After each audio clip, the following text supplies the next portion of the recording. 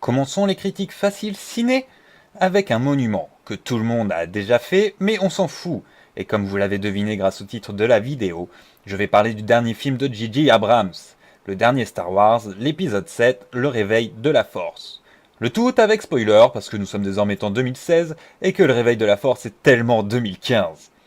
Alors je ne reviendrai pas sur ce qui a déjà été dit partout ailleurs, comme le fait qu'il respecte l'univers, que c'est du J.J. Abrams dans les différents plans, ou encore que c'est un bon film. Mais je vais plutôt me concentrer sur ce qui me dérange. Bien évidemment, comme tout avis, le mien est purement subjectif, et je vous invite donc à donner le vôtre dans les commentaires juste en dessous de la vidéo. Mais sans plus tarder, voici la critique facile sur Star Wars épisode 7, Le Réveil de la Force. Démarrons fort avec les différentes intrigues de ce 7ème épisode de la Guerre des Étoiles. Tout au long des 2 heures, quelques intrigues se mettent en place et sont aussitôt résolues. Il ne faut en effet que de 2 à 5 minutes pour trouver la réponse à une question que nous venions de nous poser. Et n'espérez pas que cela change au fil du temps puisque c'est toujours le même principe. La problématique apparaît, la solution est trouvée et l'idée n'a pas le temps de germer dans notre esprit. J'avoue être de mauvaise foi, il y a bien 2 énigmes qui prennent leur temps pour se résoudre. Du moins si nous regardons le film à l'envers. Il y a tout d'abord la question de la carte pour retrouver Luke Skywalker.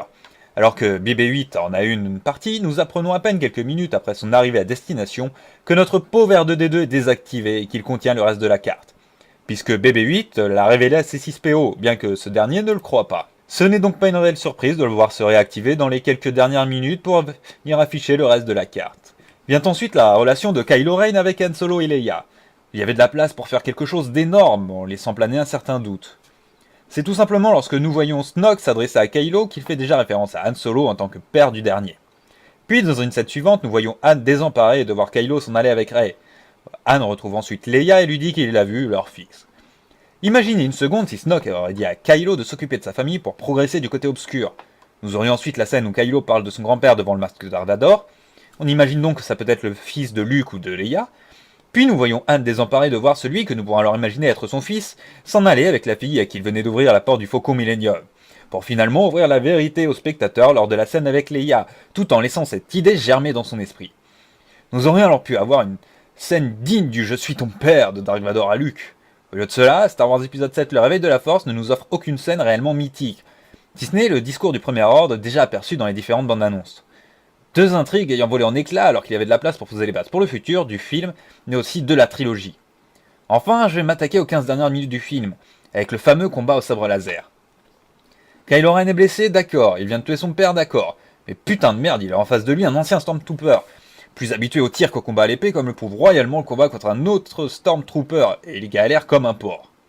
Puis son combat contre Rey, la future Jedi qui mènera le nouvel ordre Jedi vers la victoire.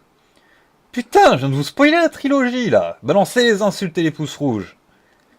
Une jeune apprentie de la Force qui vient tout juste de découvrir son don et qui n'a donc aucunement la technique et les connaissances nécessaires pour rivaliser ne serait-ce que 2 minutes avec ce qui est censé être l'un des plus puissants seigneurs Sith encore en vie. Sauf qu'en fait, elle gagne haut la main. Bon, ok, c'est la fille de Luke, mais on est où là? Dans Bisounoursland? Je vous rappelle que Vador a battu les Jedi avant de se raviser à la fin de l'épisode 6. Kylo Ren et son côté crise d'adolescence nous ont donc montré qu'il n'était qu'un gamin prétentieux, capable de se faire battre par la première personne venue avec un sabre laser. D'autant plus que vu la colère de Rey lors de ce combat, c'est elle qui devrait être du côté obscur. Clairement. Alors oui, le Réveil de la Force c'est un Star Wars, mais pas complètement, puisque les gentils ont gagné dans ce remake de l'épisode 4 Un Nouvel Espoir. Même la scène mythique de l'Étoile de la Mort et du Faucon Millennium a été reproduite en 10 fois plus grand. Le Réveil de la Force est un bon film, un bon Star Wars, mais signe du déjà-vu avec un égarement du fait que le Premier Ordre se veut plus puissant que la Nouvelle République et la Résistance. Mais qu'en fait non, et que le mec qui terrorise la galaxie entière se fait ridiculiser par une vulgaire débutante. On a tous raqué pour aller voir un film vieux de presque 40 ans remis au goût du jour en version bisounours. Les gentils sont censés gagner à la fin de la trilogie, tout en montant en puissance au cours du second épisode et en signant une courte victoire sur l'arme de destruction massive dans le premier. Or, tout ceci se retrouve dans le Réveil de la Force. Que nous réservent donc les prochains épisodes?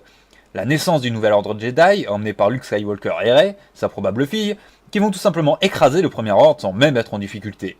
Alors oui, nous allons tous raquer à nouveau dans les épisodes intermédiaires et les épisodes principaux, chaque année pendant au moins 10 ans. Mais par pitié, faites que le côté obscur ne soit pas ridicule et que les intrigues durent plus de 5 minutes ou que la réponse soit donnée avant même que la question ne soit posée. Donc voilà, la première critique facile c'est terminé, j'espère que ça vous aura plu. N'hésitez pas à mettre un pouce bleu, à vous abonner et à dire en commentaire ce qui peut être amélioré ou non. La prochaine critique facile sera sur une série qui en est à sa mi-saison et qui se veut décoiffante et dans l'espace.